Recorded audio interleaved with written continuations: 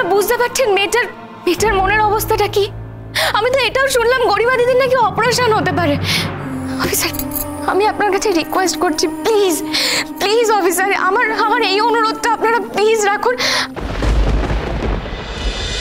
আপনারা দয়া করে মাসিকে অ্যারেস্ট করবেন না, ওনাকে ছেড়ে দিন অফিসার,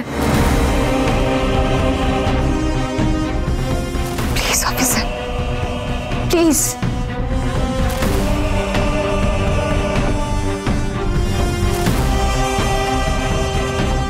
দেখেছেন তো সুরঙ্গমা ম্যাডাম, যাকে আপনি যাবজ্জীবন কারাবাসের দিকে ঠেলে দিতে চেয়েছিলেন, আজকে সে হাত জোড় করে দাঁড়িয়ে আপনাকে বাঁচালো।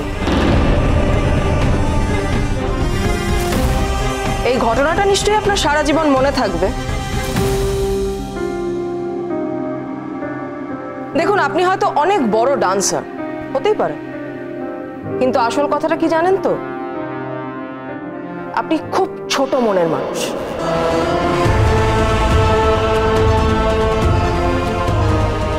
ভবিষ্যতে নিজেকে বদলানোর চেষ্টা করুন।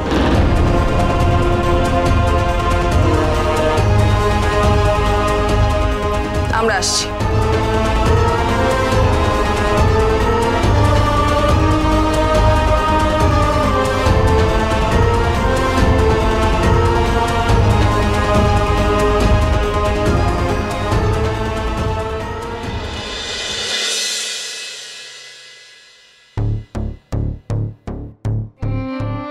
রোশনি, তোমার তো এখানকার পাঠ শেষ হলো, আর কারোর সাহায্যের দরকার নেই তোমার। এবার বাকি জীবন নিজের মতো করে পথ চলো। অনেক হয়েছে, দেখলে তো তোমাকে যাবজ্জীবন কারাদণ্ড পেতে হচ্ছিল, আর স্যারজি ও তোমাকে ভুলই বুঝলেন। তাই এনাফ ইজ এনাফ, আর কারোর কোনো কথা রাখার প্রয়োজন নেই। এবার শুধু নিজের কথা রাখো। আমি তো বিশ্বাস করি আমার মা আকাশের তারা হয়ে আছেন, তিনি আমাকে দেখতে পাচ্ছেন, আর তার আলোয় আমি পথ চলছি। আমার সামনে দুটো রাস্তা খোলা, হয় মায়ের কাছে ফিরে গিয়ে তারা হয়ে যাওয়া, নয়তো নিজের মতো করে বাঁচা, কারোর সাহায্য না নিয়ে।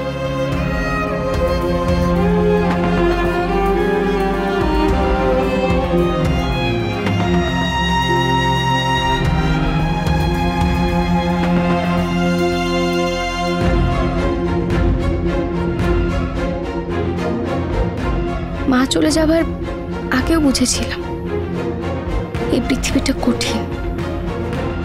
মা চলে যাওয়ার পরে বুঝলাম এই পৃথিবীটা একা মানুষের জন্য বাসের উপযোগী নয়।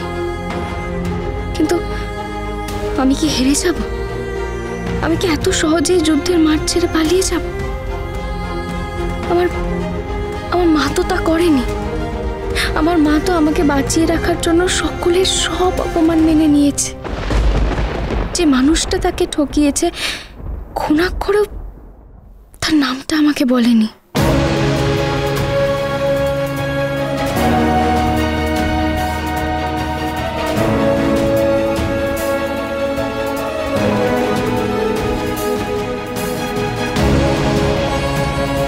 মা গো, আমি হয়তো তোমার কাছেই চলে যেতাম, কিন্তু কেন যেতে পারছি না জানো? যে মানুষটা এই পৃথিবীতে আমাকে এনেছিল, যে মানুষটা তোমাকে ঠকিয়েছিল, সেই মানুষটার বিচার করা এখনো বাকি।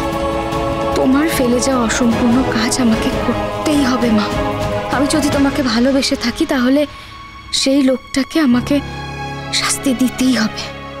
এর কোনো বিকল্প নেই, কোনো বিকল্প না।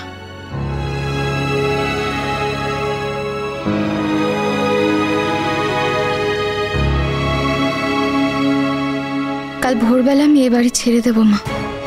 এখনো জানি না কোথায় যাব, এখনো জানি না আমি কিভাবে একা একা বাঁচব। কিছু টাকা আমার ব্যাংকে আছে, শুধু সেটুকুই সম্বল।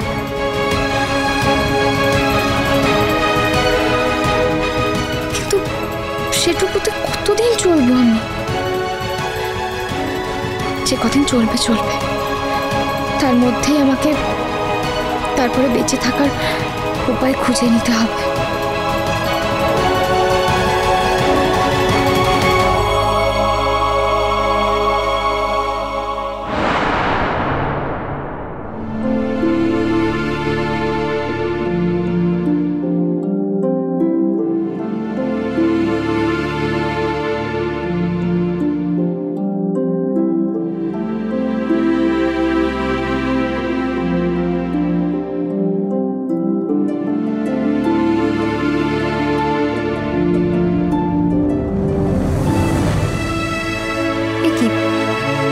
আজকের খবরের কাগজ, বুঝছো কাণ্ড।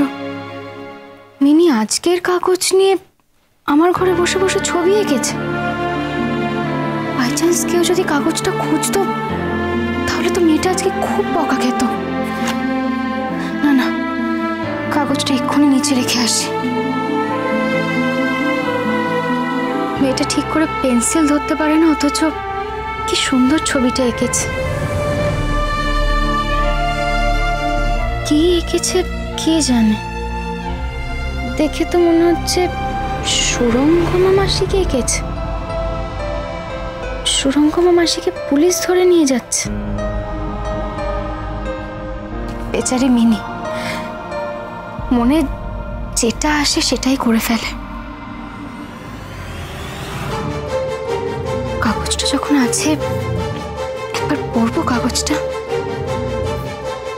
এই বাড়িতে তো আর সবার সামনে কাগজ পড়ার অধিকার আমার নেই, তাই চোখের সামনে থাকা সত্ত্বেও কোনোদিন পড়তে পারি না। আমি কি কাগজ পড়ব? যার নিজের জীবনটা নিয়ে সময় খবর হয়ে চলেছে, সে আর অন্যের খবর কি পড়বে? না, কাগজটা রেখেই আসি।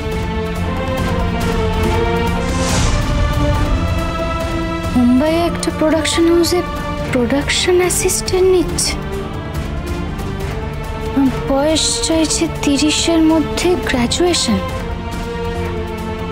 আমি তো পরীক্ষা দিয়েছি, কিছুদিনের মধ্যে রেজাল্টও বেরিয়ে যাবে।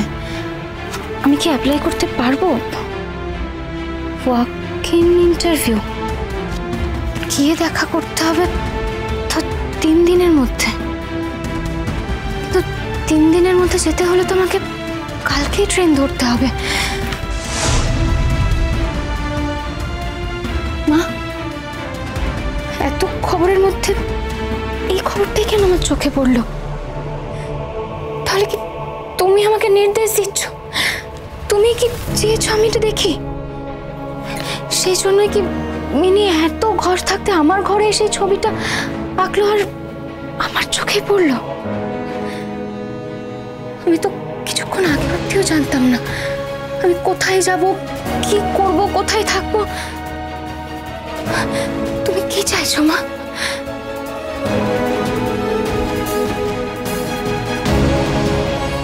না, এবার আমি যেখানে যাব আমি কাউকে বলে যাব না। আমি কোথায় যাচ্ছি আমি কাউকে জানাবো না, কাউকে না। শুধু একটা চিঠি লিখে চলে যাব যে আমি চলে যাচ্ছি। আমি চাই না কেউ আমার খোঁজ করুক। আমি কোথায় আছি, কিভাবে আছি, কেমন আছি, আমি চাই না কেউ আমার কোনো ব্যাপারে মাথা ঘামুক। আমি আর চাই না, চাই না। সময় নষ্ট করে আর লাভ হবে না। আমি বরং এখনই চিঠিটা লিখে ফেলি।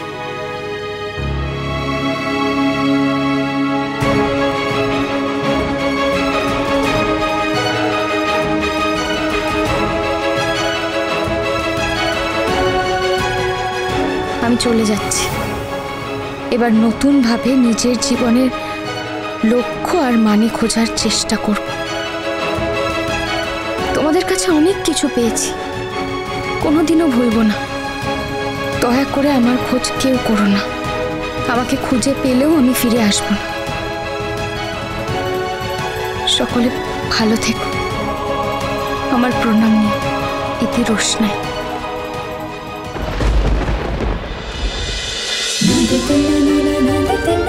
रोशनाई।